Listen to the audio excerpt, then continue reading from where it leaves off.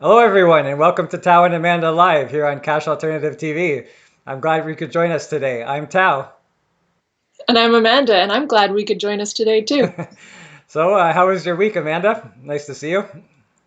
Oh, thanks. Nice to see you as well. It's been smashing. Yeah, I'm doing well. And yourself? Good, good. I could do without the cold weather, but doing all right. That's what you get for living in Canada, You isn't it, know, we Tao? got free healthcare, but we got bad weather. So yeah, I was just talking. Nothing's free, I was honestly. just talking to a guy on Discord about this, and he's from Australia, and he was like saying, "Oh, we got some brush fires here. The weather's terrible. The pollution's so bad." And I'm like, "Well, you could come to Canada. We have no brush fires, but it's pretty cold." Right. Yeah, I heard about those fires. Yeah, that's wild. Yeah. So it's been a busy week. The topic of our show today is the fact that crypto has has a change in sentiment. Seems like it's being more positive here in 2020, and I can feel it. I don't know about you. Can you feel it? I can feel it. I can definitely feel All it. right. So in 2020, we're going to make some hay, hopefully. That is a great way to put it. Yeah. Yep. So I think as we're going to start off with something to do with Dash, and that was the thing that you're part of, which is the Dash Investment Foundation. And you've got quite a good, interesting new hire. It seems like a perfect fit for your for what you guys are doing over there. She is a perfect fit. We are lucky charms over at the Dash Investment Foundation to have been able to hire Demelza Hays as our fund manager. Tao, don't you have like her website pulled up? Let's just go through her experience and her Sure, credentials. yeah, I can pull that up. It's right here. This is the blog that you wrote. Oh, yeah, the blog post. Yeah. Sure, yeah. So it says Demelza Hays to join the Dash Investment Foundation as fund manager. So what would be the role of a fund manager at the DIF? So it's the fund manager's job to decide how funds should be allocated for maximum growth of their value, basically. Because when we say funds, maybe so often we imagine the funds to just be in dollars. Hey, Tal, will you put the screen on me? This is a moment. I need to have big eye Oh, you contact want a here. moment? Okay, sure, no problem. I want a You can moment. you can Yeah, have a moment, thanks. Amanda. So I mean, I know at least when I hear the term fund, I think, okay, a fund is in dollars or a fund is in euros, or in the case of the diff thus far, the fund has been in Dash. But, for the more sophisticated among us than I am, they'll know that fund actually can also stand for your whole portfolio. Your holdings of any and all kinds of assets. And so it's the fund manager's job to decide which percentage of our total holdings is dedicated to dollars, gold, stocks, real estate, stable coins, gold backed coins, all of that. And then not only that, but what Demelza will talk more about in the DIF's quarterly call this coming Monday is we've chosen a rebalancing strategy for our holdings. And so I won't even try to get into that, but Demelza will talk about that on Monday. Okay, that sounds like really interesting. This girl is Demelza seems like she's very qualified. She knows Yes. about sorry, I'm pulling Let's up. go back to, Yeah, yes, back to her yeah, qualifications, I got that please. over here. So this is her CV. She has it at demelzahays.com.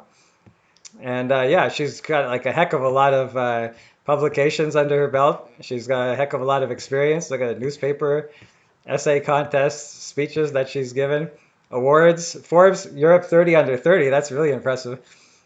Yes. Wow, and scholarships. Yeah, like definitely this is a very intelligent lady. So you must be excited to have her on the team.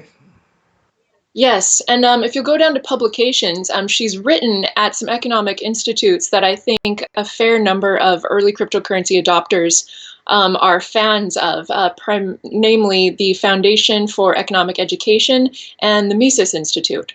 Oh, and Zero Hedge. I didn't even know that. Oh, she wrote Yeah, something for Zero Hedge. Wow, that's cool.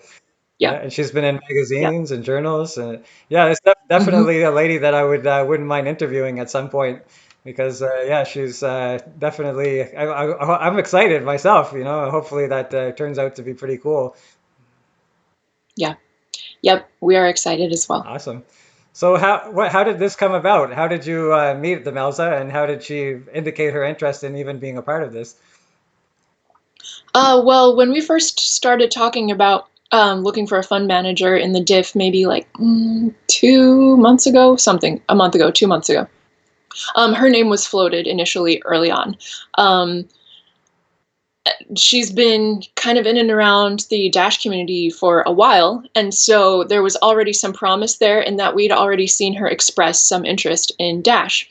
And then at the Dash Europe conference last fall in Germany, she attended, and then all of the other diff supervisors at the time, aside from me, also attended, and so they got to meet her in person, and they came back saying they got a great vibe from meeting her then and there, and so kind of these steps all eventually led to one of the supervisors reaching out to her, asking if she'd be willing to give us to talk to us about the position, to like interview for it.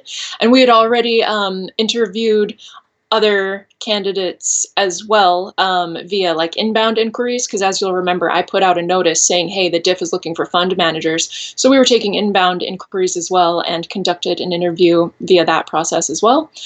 And so yeah, and so after that, we had a meeting amongst ourselves, said Demelza seems super perfect. It seems like she is willing to consider the position. Can we offer it to her? And so we did. Excellent. So was it a unanimous thing where was everybody saying, "Well, heck yeah, we got to hire this lady"? Yeah, everyone except Mike. Mike was like, "No, guys, she is not." No, of course, yes, it was unanimous. Nice. Yeah, because I saw he did he's actually on your blog. He actually says something nice about her. What does he say? Yeah, he says we're delighted with this development. Hiring an investment professional is the last piece of the puzzle in order for us to truly leverage the full power and potential of the diff. Yeah, so it definitely sounds like he's definitely into it too. For show. Awesome. So we'll be looking forward to some more cool things from the diff.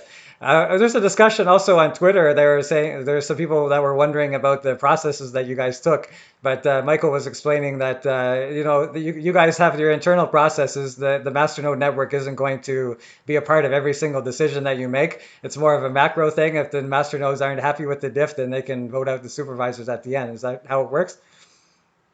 Oh, yeah. I mean, that's how it works, not just with the diff, that's how it works with all Dash funded organizations, isn't Yeah, it? Like, the masternode owners and shareholders aren't privy to like looking at every meeting under a microscope. And so the power lies in, as we've heard it said, the power of the purse. Like if you have questions that aren't getting answered and you think it's affecting the performance of a team, you just vote no. perfect. Yeah, so that's one thing that I was telling them too. Like this is how Dash Core Group works, and they have internal processes, and if we're not happy with them, then we can always defund. So that's the same way that it works at the diff. So if you're wondering that, if you're out there and you're wondering that, yeah, the diff is not going to be asking the master nodes for every single decision, but they are still held accountable for the master nodes at the end of the day because are going to be up for revoting, and if the master nodes aren't happy, they just vote them out. So that's how it works. What's next, All Joe? right. So we're going to we're happy about the crypto sentiment that's doing well, and but there are a few problems out there because we're doing good things. There's in Venezuela, where as we all know, they're having problems with their economics. That cryptocurrency is really doing well over there, and we have an ally in Crypto Buyer, which is an exchange over there, and they helped us to hook Burger King, which is, as we all know, is a fast food chain, a pretty major one.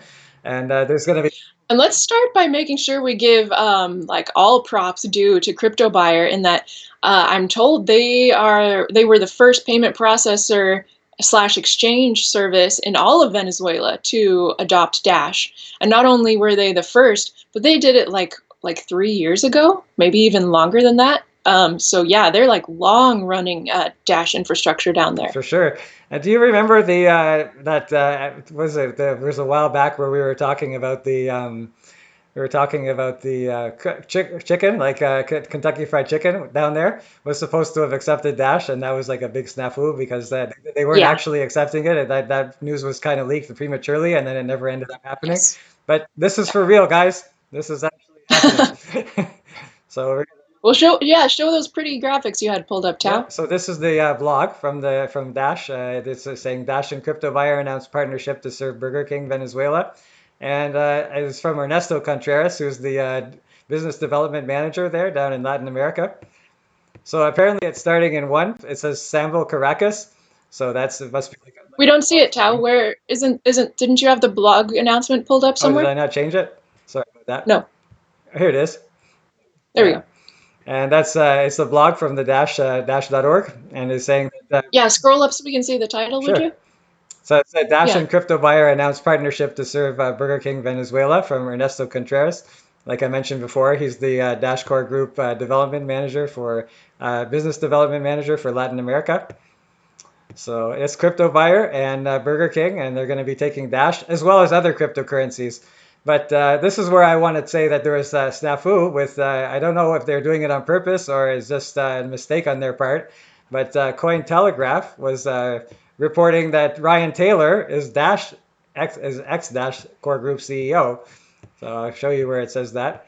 And we actually mentioned it on Twitter, and you even tagged them and said they haven't changed it yet. But here it says X Dash Core Group CEO Ryan Taylor, which is still there right now. So I don't really think there's any excuse for Yeah. that, right? Well, and also, isn't the title of this article also misleading? Yeah. Because, okay, so first of all, isn't the source of this story the Dash Core Group blog Yeah. post? And does the Dash Core Group blog post not say that the Dash or that the launch is Dash exclusive? Is that even the case? Oh, well, yeah. Ryan Taylor was saying that it was Dash Core Group or Dash exclusive. So I know he said it yeah, on but I don't know Twitter, if but does it say it in the it's a blog post? post. Let's see. Let's find out, All shall we? right, let's see. Dash, the leading cryptocurrency, announced a milestone. Well, Yeah, it go says down, through go the down. crypto buyer platform, Burger King restaurants in Venezuela will now accept Dash payments, Dash but it doesn't payments. say Dash exclusive. Yeah, because the author of that article, William Suberg, has gotten a lot of flack for putting Bitcoin in the headline as opposed to Dash, especially on the idea that, oh, it's a Dash exclusive launch. But if this article doesn't say that, obviously we don't have time to comb through it in a live show. But yeah, I mean, I'm sure that William Suberg, who by the way used to be my like colleague when I wrote at CoinTelegraph. I didn't meet him in person, but we wrote there at the same time. Like, I'm sure he's not trying to report in a way that's publicly inaccurate because for a journalist that's embarrassing. And so maybe something that can be learned from this incident is that if there is a point as important as, hey, the rollout of this product is Dash exclusive, maybe that can be put just right in the first line of the story to ensure that journalists like William Suberg and people like me who used to be a journalist and anyone else, that they get the most important part of the story right off the bat so that there aren't these potential inaccuracies. Yeah, like the thing that was weird to me is that like yeah, okay, so they made the mistake first of all. I don't know how they got that information that Ryan Taylor was ex Dashcore Group CEO in the first place. But I mean, That's but wacky. we've told them on Twitter, we said this is wrong. So we can only assume that they're actually trying to do it on purpose or like they're too busy to fix it or something like. But you as a journalist, you have a different perspective on that than I do because I have never been a journalist. Yeah, But do no, you think yeah. that they've had enough time to fix this now? Oh, they've had plenty of Hmm.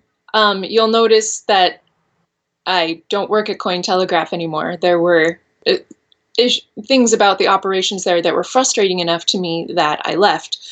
So they've certainly had plenty of time to fix the errors. And most publications, most trustworthy publications, will fix errors so quickly, and it's so embarrassing to them that they made an error in the first place that they'll put like an edit right at the bottom of the article saying like, note, this such and such an error was corrected to this on Tuesday at 3:45 p.m. Like they're super fastidious about how they present information. Um, and my guess about the whole where the ex CEO thing came from is that maybe William Suberg heard, remember like a year, 2 years ago, when somebody put a proposal into the Dash Treasury slash governance system of like firing Ryan Taylor as Dash Core I CEO? remember. And yeah, and that proposal got some headline, a little bit of headline coverage out there in the crypto space. My guess is that William Suberg remembered hearing like, oh, there was a proposal to fire Ryan Taylor as CEO of Dash Core Group. And they just put it in his So article, it right? must have That's passed. my guess. Well, and he doesn't know enough about Dash to know to check on whether something passed, right? It's just like these journalists, they're just the quicker they can put something out, the more they get paid. And the quicker they can put something out, the faster their editor will kick them the next story so that again they can get paid more the same day. And so it's just I would implore the Dash community, like, rather than getting angry at these journalists and doing shameful things in public like Chris Webb did of saying he hoped Cointelegraph burns to the ground, totally embarrassing, shameful things like that. Just just remember that these people are just trying to make a little bit of crypto today. They're really like 9.9 times out of 10. They're not trying to like sink Dash. It's not a giant conspiracy to like sink and shame Dash, right? They're lazy. Okay, so just spoon feed them what you want them to report on. Just spoon feed it to them, so that they can get their article out and get paid, and everybody's happy. Okay, yeah, I can see your point when it comes to that, but as somebody who's not involved in the business, I don't see any excuse for that because you can easily check this. It's not really hard to check to see if he's still Dashcore Group CEO. You go to Dashcore Group or dash.org and search team. Is he still there? Okay, good. That took me 2 seconds, right? And also, It's not hard, but the errors keep getting made, don't they, I know, Tao? and that's what makes people think that like this is being done on purpose, and it's like there's like a media blackout for Dash, and any kind of thing that we do have is always coming out of left field like this. Like it's kind of frustrating. So I do see the point that what people do that people have, and really right now there's no excuse for them not having changed that. Yeah, well, okay, so first of all, how about stop reading Yeah, Cointelegraph, right? How about stop retweeting yeah. them? Like, how about stop, like, don't give credence to, to to places that don't report accurate information, and try to feed accurate stuff to other publications. And, hey, this is a perfect segue into Decrypt, is Wait, it not, I was just Tao? gonna say that. I was just thinking about that. Let me make sure I put it over to the Chrome so before I go and do this. Okay, so yeah, this is the version of one that's actually a good one. Like it says, okay, Burger King in Venezuela now accepts crypto, which is true. They do. Burger King plans to roll out the system to its 40 restaurants by 2020. So it's gonna start off with Dash. But see, says that this initiative is a result of a partnership with Crypto Buyer, the company that makes point of sale systems that Burger King will use to accept Bitcoin. Dash, of course, they put Bitcoin first because most of the readers are going to be into Bitcoin. Dash, Litecoin, Ethereum, Binance, and Tether. Yeah, so like this is a it's pretty balanced. Most of the things are true. I don't think they really ask for Ryan Taylor's input in this, but they still, yeah, it's definitely an example of one that's been fairly reported. Yeah, so if you're There's another pointer for any of y'all like Dash fans who are keen to see Dash get more media coverage. Um, to have to ask for a quote takes time, right? So if I'm a journalist and I want to put out an article today because I want to get to the next article, I want to get paid today. If I put in a request for a quote to, for example, Dash Core CEO, it might take him 24 hours to get back to me. That means that I can't publish my story today, which means that I can't break this story. And if I have the potential to break this story, that means I'm going to get the most views. My employer's going to be the most happy with me.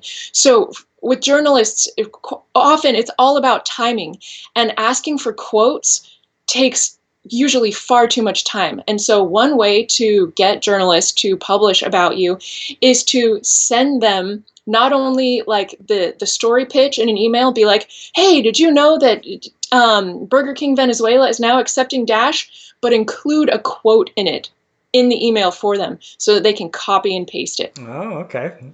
That's an interesting thing. I would never even thought of it that way. Yeah, you're right. That is good. Yeah, it takes forever for people to get back to you with quotes. Like, a journalist is not gonna wait on quotes. Okay. Yeah, that's a good tip. So if any of you out there are listening, that's a good way of doing it. Uh, so the next thing I wanted to talk about is it looks like the Dash network is pretty healthy, eh? Like I was talking to you about this before the show started. So we had a quote from Ryan Taylor. It was actually a tweet from him. And he's saying that transaction counts hit another new record in the Q4, representing around a 5.2% growth from last quarter. And he's saying that it kind of went down their growth, but other coins actually declined. So they're still way ahead of other coins. So that's pretty cool. I thought that was pretty cool, anyways. Oh, I just pressed the wrong button. That's fine. Yeah, it's pretty interesting to look at what's it called? I mean, like, yeah, transaction counts versus, price. Because the transaction counts, I mean, don't they kind of tell the story before the story gets told in price? Yeah.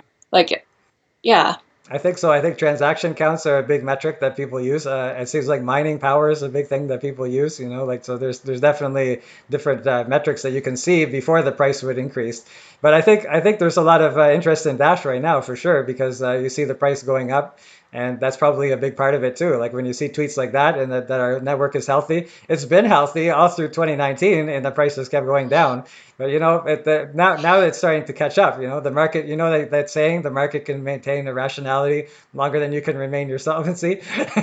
So yeah. right. So but that's the market eventually will catch on because Dash if it keeps hitting it out of the park, there's only a certain amount of time before it's going to get noticed, in my opinion. Yeah. Yeah, it sure seems like it. Yeah.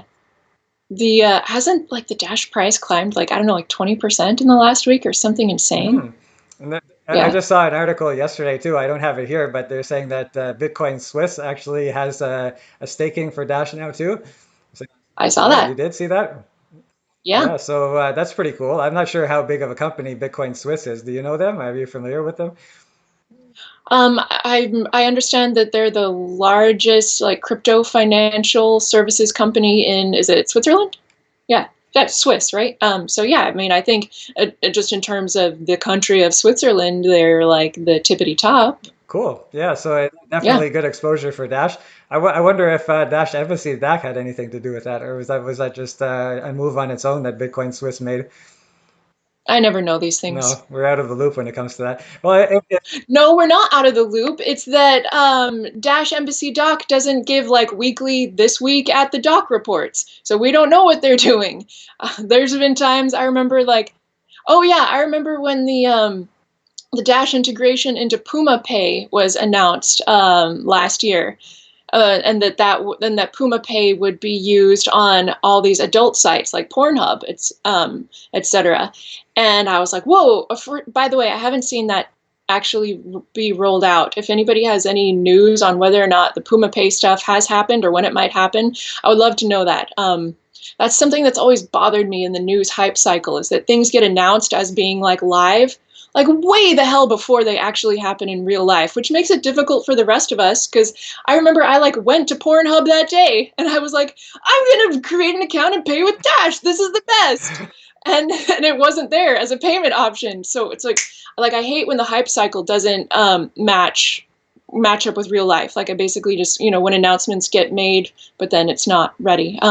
But aside from that, I remember just like hearing from someone somewhere like, "Oh, did you know that Dash Embassy Doc was behind the Puma Pay integration?" And I was like, "No, I did not know that."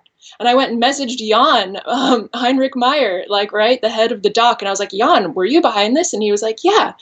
And so, yeah, Dash Embassy Doc, I'd love to see weekly reports and every other DFO in Dash. I would love to see weekly reports on what you're doing so I know who's responsible for what. Because otherwise, like, I don't know how we're supposed to know. No, I agree. Like I was going there too, and I wanted to check it out too. You couldn't do it. So I agree with you. I think that we should wait until things are actually established before we go ahead and hype it because it looks bad. To be honest, it looks like we're just trying to pump our coin because it's saying, "Oh, look what's happening," and it's not even there. So I think it's better for a user experience if we wait until it's actually established and say, "Okay, is it working? Yes. Okay, then we can say that that's working, and then that's the better user experience for the end user. So I can see that. Yeah.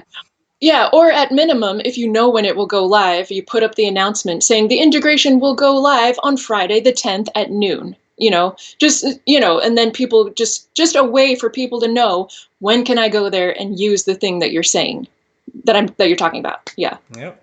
So maybe if somebody could leave a comments in the down below if it's actually working to this day, because yeah, I haven't gone to look at it in the last little while, but maybe it's working now. But definitely when it was coming out, it wasn't working. So yeah. Well, we got 5 minutes left. Is there anything that you want to mention, Amanda, or do you want to go to the comments in our chat room?